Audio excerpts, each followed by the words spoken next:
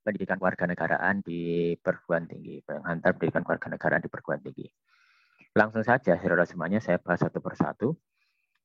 Makna atau arti penting pendidikan kewarganegaraan sudah saya ceritakan di awal. Pendidikan itu adalah bagian daripada tujuan negara, karena salah satu tujuan negara kita adalah mencerdaskan kehidupan bangsa. Pendidikan adalah motornya. Kemudian pendidikan kewarganegaraan itu bagian daripada kurikulum yang ada di Indonesia. Pendidikan kewarganegaraan itu diadakan untuk apa? Diadakan untuk apa? Diadakan untuk melahirkan lulusan-lulusan, melahirkan generasi bangsa yang berkepribadian Indonesia, memiliki rasa kebangsaan, kemudian mencintai Indonesia. Jadi harapannya seperti itu. Jadi harapan dari mata kuliah kewarganegaraan itu adalah melahirkan pribadi-pribadi yang sesuai dengan kepribadian Indonesia, memiliki rasa kebangsaan dan cinta tanah air. Itu harapan daripada mata kuliah ini.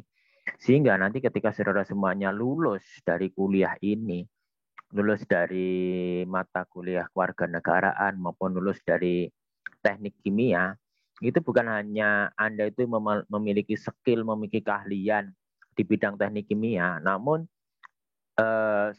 tidak hanya cukup kemampuan di teknik skill di ranah teknik kimia, namun Anda memiliki attitude, memiliki sikap, memiliki keterampilan hidup sesuai yang saya sampaikan tadi.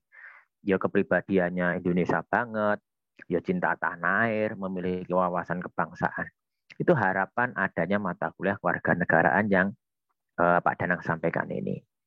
Jadi perlu Anda ketahui di secara undang-undang itu sudah ditegaskan saudara semuanya. Ada payung hukumnya, kenapa saudara semuanya harus mengikuti mata kuliah ini. Nah, sekarang yang perlu Anda ketahui juga adalah kenapa kita itu sebagai warga negara itu harus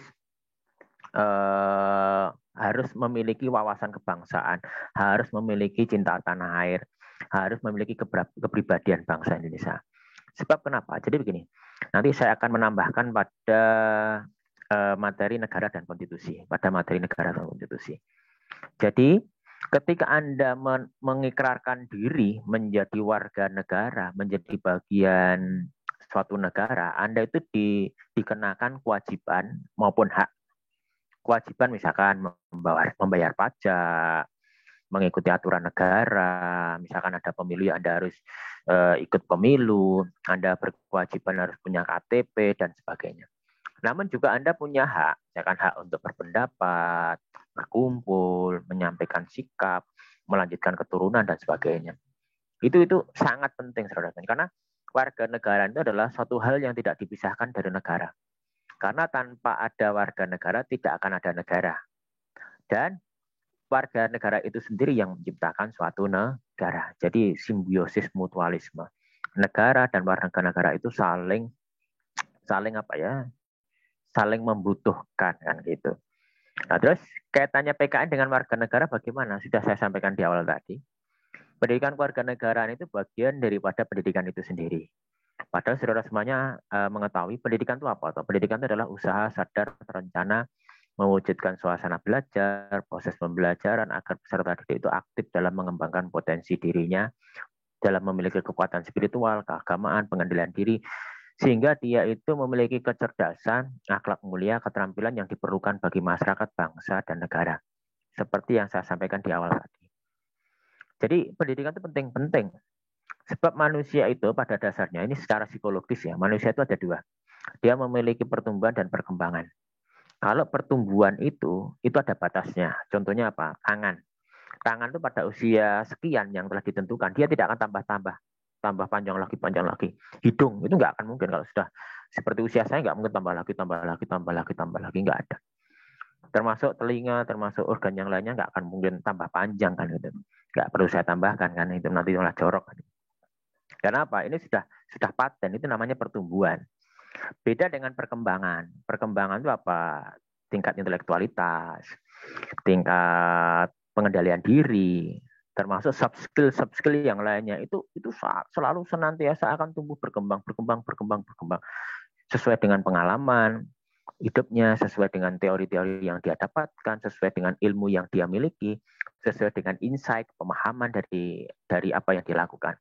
Makanya ini pendidikan itu penting karena apa? Untuk membekali seseorang dalam tahap perkembangannya. Makanya pendidikan itu menjadi penting. Nah, terus kemudian kalau pendidikan kewarganegaraan itu apa sebenarnya? Pendidikan kewarganegaraan itu apa? Pendidikan kewarganegaraan ini saya mengambil beberapa teori. Jadi begini, pendidikan kewarganegaraan itu adalah di mana suatu bagian pendidikan, suatu program pendidikan di dalamnya itu berisi tentang penjelasan tentang berdemokrasi, penjelasan tentang negara, penjelasan tentang wawasan kebangsaan. Diharapkan apa? Seorang ketika sudah mendapatkan pendidikan kewarganegaraan, dia akan tumbuh menjadi manusia yang kritis, menjadi yang analitis, kemudian bertindak secara demokratis dalam koridor atau dalam bingkai masyarakat Indonesia yang sesuai dengan Pancasila dan Undang-Undang Dasar 45. Oke, itu saja. Jadi secara umum, pendidikan keluarga ini sangat penting untuk menciptakan masyarakat yang memiliki tadi, tiga hal tadi. Kepribadian sesuai Indonesia, cinta tanah air, memiliki rasa kebangsaan. Nanti mungkin tambah lagi patriotisme dan nasionalisme. Itu bagian daripada harapan dari keberhasilan pendidikan kewarganegaraan ini. Terus ketika Anda bertanya, Pak, mata kuliah ini apakah hanya di Indonesia? Tidak. Dalam konteks menciptakan masyarakat, menciptakan warga negara yang cinta tanah air, patriotisme, memiliki wawasan kebangsaan, itu bukan hanya dambaan orang Indonesia. Setiap negara itu pasti ada mata kuliah kayak gini nih. Hanya berbeda namanya. Sekali lagi hanya berbeda namanya. Kalau di Indonesia PKN, kalau di Amerika ada namanya Civic Education. Kemudian di UK, United Kingdom, di seputaran Inggris sana, itu ada yang namanya Citizenship Education. Kemudian di Timur Tengah itu ada yang namanya Tarbiyatul Watonia, Taklimatul Muwatanah, dan beberapa hal yang lagi. Nanti Anda bisa baca di materi yang Pak Danang share nanti di psikologi. Jadi di setiap negara itu pasti ada mata kuliah dengan bingkai, dengan konsep, dengan tujuan yang sama seperti mata kuliah PKN di Indonesia ini. Negara sebelah kita juga ada pendidikan siviknya, itu sama.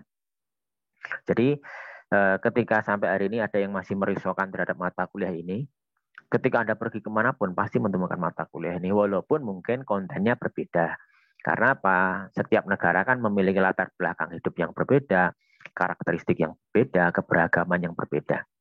Oke, itu arti penting mata kuliah kewarganegaraan dalam suatu negara. Begitu ya. Jadi sedikit saya review tadi di awal. Pendidikan kewarganegaraan menjadi penting karena melahirkan masyarakat yang memiliki kepribadian Indonesia, rasa kebangsaan, cinta tanah air, patriotisme dan nasionalisme. Kemudian pendidikan kewarganegaraan menjadi penting karena apa? Negara itu ada warga negara. Dan negara itu bisa ada atau tidak itu tergantung warga negaranya. Karena itu kan negara dan warga negara kan simbiosis mutualisme. Dan kemudian kalau itu bisa apa yang dipelajari sudah saya ceritakan tadi. Di dalam pendidikan kewarganegaraan yang ada yang dipelajari tentang politik, demokrasi, hukum, tentang wawasan negara, dan sebagainya. Dan tidak, saya katakan yang terakhir tadi, tidak hanya di Indonesia, dimanapun negara pasti ada mata kuliah seperti halnya PKN. Nah, terus sekarang saya bahas tentang dasar hukum penyelenggaraannya. Jadi begini saudara semuanya, yang perlu Anda pahami, negara kita itu adalah negara yang berdasarkan hukum. Itu bisa Anda lihat pada Undang-Undang Dasar 45 pada pasal 1. Itu negara kita itu berlandaskan hukum atau berlafatkan hukum. Jadi begini, jadi apapun yang kita lakukan, kebijakan negara itu harus ada payung hukumnya. Termasuk ketika PKN itu harus diwajibkan di perguruan tinggi. Nah, itu harus ada. Apa Pak? Harus ada. Maksudnya ada bagaimana? Harus ada payung hukumnya. Tidak akan bisa memaksakan. Karena begini, saudara semuanya tidak bisa, sekali lagi saya katakan, tidak akan bisa dijalankan kalau tidak ada payung hukumnya. Nah, ini ada beberapa payung hukum yang menjadi dasar diwajibkannya mata kuliah kewarganegaraan di perguruan tinggi. Ambil contoh misalkan Undang-Undang Nomor 12 Tahun 2012 tentang pendidikan tinggi.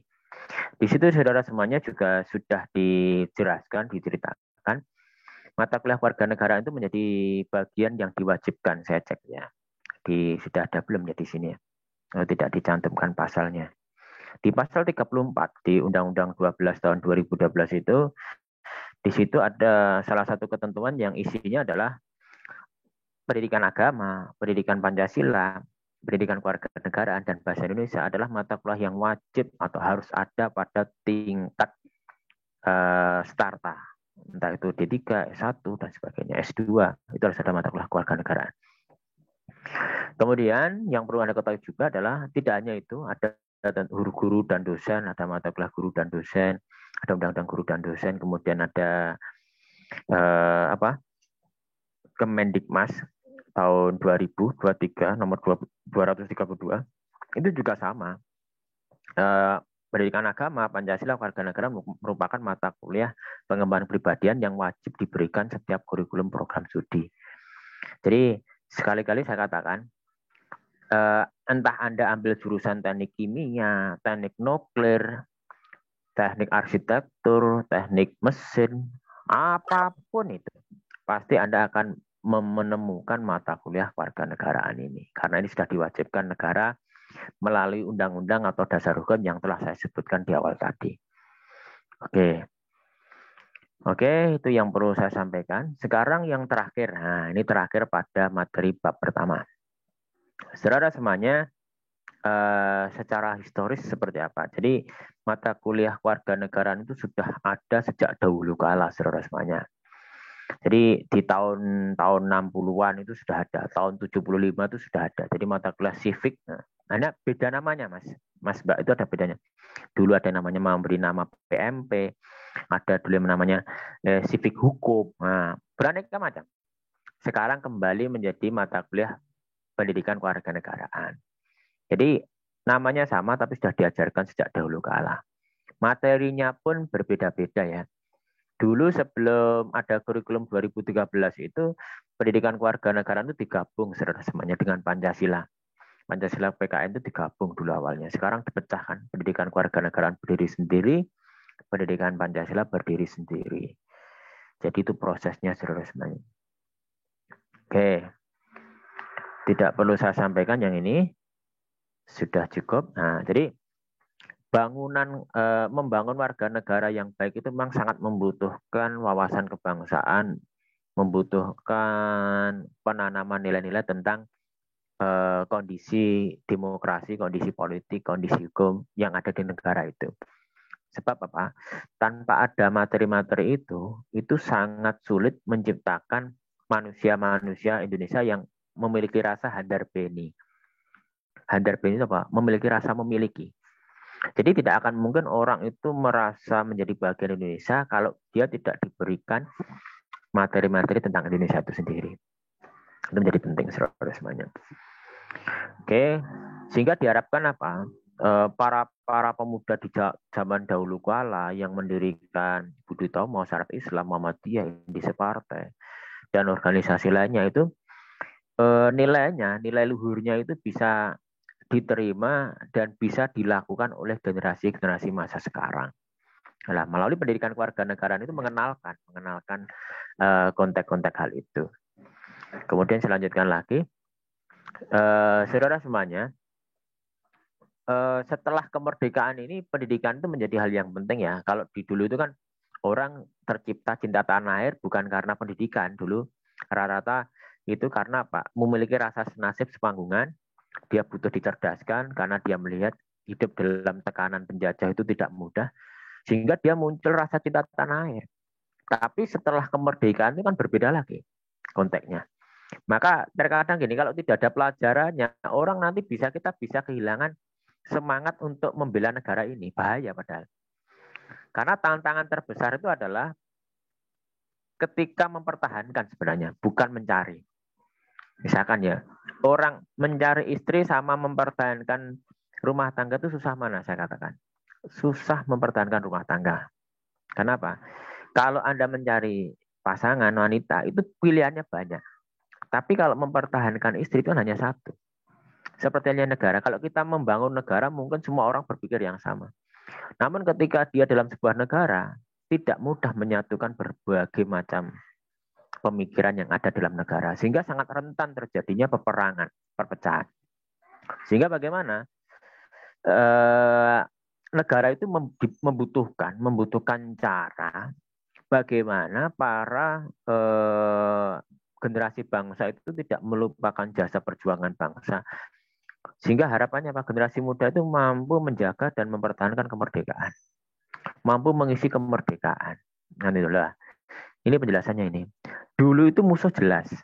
Kalau sekarang kan musuh kita itu ya saudara sendiri kan, saudara kita sendiri ya. Itu seperti petikannya dari Pak Karno itu kan. Kalau saya enak, lawan saya musuh jelas Belanda, Jepang. Kalau Anda kan lawannya saudara sendiri kan, susahnya di situ. Maka apa? Pentingnya pemahaman tentang negara itu akan bisa melahirkan konteks kebinekaan, bisa menerima keberagaman, dan masih banyak lagi. Jadi secara sejarah, kenapa warga negara itu menjadi penting? Karena apa? Kita tuh memiliki contoh generasi muda dulu yang cinta tanah air. Terus kemudian munculnya pemikiran ide bersama para founding father bahwasanya perjuangan melawan musuh itu mudah, namun mempertahankan kemerdekaan menjadi susah. Maka dibutuhkan cara-cara untuk melahirkan rasa kebangsaan, cinta tanah air dan sebagainya. Lah itulah pendidikan kewarganegaraan dilahirkan, pendidikan kewarganegaraan diciptakan. Itu penyebabnya. Terus secara sosiologis apa alasannya kenapa mata kuliah kewarganegaraan itu perlu ada?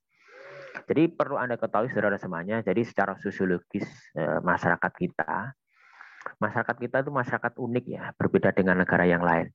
Negara yang lain itu mungkin hanya satu bangsa. Amerika itu hanya berapa ras, kulit hitam, kulit putih. Gitu. Mungkin beberapa bangsa tidak lebih dari 10 bangsa lah. Ada bangsa Negro, ada bangsa Indian dan sebagainya. Tapi coba Anda bayangkan Indonesia. Kita itu terdiri dari beberapa suku, lebih dari 300 suku. Terdiri dari agama. Agama kita banyak sekali. Ada Islam, Kristen, Katolik, Hindu, Buddha, Konghucu, mungkin besok tambah lagi Konghuan, Monde, Serena, terus Mayora, dan sebagainya. Jadi banyak sekali. Belum lagi tentang penghayat keyakinan, saudara semuanya. Penghayat keyakinan. Jadi kita itu, saya melihat, pernah membaca dokumennya itu penghayat atau penghayat pengamalan pada sebuah ketuhanan seperti Darmo Gandul, Gatoloco, kemudian Pangestu, Sabto Darmo dan sebagainya itu kalau di jumlah se-Indonesia termasuk Sunda Wiwitan itu di jumlah itu terakhir saya lihat dokumennya itu lebih dari 2.500 coba Anda bayangkan. Indonesia itu sangat rentan terjadinya konflik sebenarnya. Karena apa? Kita itu pengen geger dengan cara apa itu ada alasannya. Pengen geger karena beda suku bisa, pengen geger atau berkonflik karena ras bisa, pengen berkonflik karena apa ya, beda bahasa bisa, beda supporter bisa. Indonesia itu macamnya banyak. Maka dibutuhkan suatu cara, salah satunya melalui pendidikan tadi, di mana pendidikan itu mampu menanamkan rasa cinta asih, welas asih, cinta tanah air, kemudian bisa menerima perbedaan dan sebagainya itulah alasan sosiologis kenapa kita itu butuh mata kuliah pendidikan kewarganegaraan. Kemudian secara politis bagaimana? Jadi secara politis begini, yang perlu Anda ketahui saudara semuanya, secara politis pendidikan kewarganegaraan itu karena ini adalah mata kuliah wajib pemerintah, mata kuliah wajib negara. Terkadang kelemahannya adalah mata kuliah kewarganegaraan ini adalah menjadi alat negara. Terkadang menjadi alat negara. Mata kuliah titipan negara. Bahayanya itu kadang suruh ngajarkan ini, sesuai dengan apa-apa yang diharapkan negara. Itu bahayanya memang jeleknya di situ terkadang. Jeleknya gitu. Namun walaupun demikian, dosen itu masih punya kesempatan untuk membangun mimbar akademis. Jadi membangun mimbar akademis. Jadi tidak melulu hanya sebatas membahas teori, namun memberikan kesempatan mahasiswa untuk bertindak kritis terhadap apa-apa yang terjadi di negara tersebut. Gitu. Itu secara perspektif sejarah. Seperti itu saudara semuanya. Dan mata kuliah warga negara itu sangat bertalian erat dengan mata kuliah yang lainnya atau pelajaran yang lainnya. Karena mata kuliah ini mengkorelasikan dengan berbagai mata pelajaran. Seperti sejarah, ilmu bumi. Apa ada Pak hubungan ilmu bumi dengan PKN? Ada. Maka nanti di PKN ada materinya yang namanya wawasan Nusantara dan ketahanan nasional. Itu kan berkaitan dengan ilmu Indonesia, ilmu bumi. Namanya geostrategi dan geopolitik. Nah, ada hubungan dengan HAM, hubungan dengan ekonomi. Nah, sehingga harapannya kalau itu bisa dilakukan korelasi dengan bagus, kita akan menciptakan manusia yang lebih tenang, lebih bermakna, lebih beradab. Itu saudara semuanya, belum lagi memang mata materi seperti ini terkadang saya katakan di awal tadi menjadi titipan pemerintah. Harus menyampaikan ini, harus menyampaikan ini. Tapi sekali lagi saya katakan dosen itu diberikan kebebasan mimbar akademik. Yang penting tidak melencengnya itu jauh dengan apa-apa yang ada diharapkan dalam kurikulum. Oke, saudara semuanya, untuk pengantar pendidikan kewarganegaraan sudah saya sampaikan di awal. Jadi ada alasan. Jadi ketika nanti ada pertanyaan, sebutkan dasar hukum diwajibkannya mata kuliah pendidikan moral Pancasila, pendidikan kewarganegaraan. Nah, nanti Anda cari undang-undang sekian. Kemudian saya ceritakan apa pentingnya, apa alasan sosiologis diwajibkannya mata kuliah warganegaraan. Itu Anda harus bisa menjawabnya. Sudah saya ceritakan satu persatu. Oke, saya rasa cukup untuk materi bab pertama. Saya berikan kesempatan teman-teman kalau ada yang mau bertanya, silakan. Untuk materi penghantar pendidikan kewarganegaraan dulu. Nanti kalau tidak, nanti saya lanjutkan pada bab yang kedua.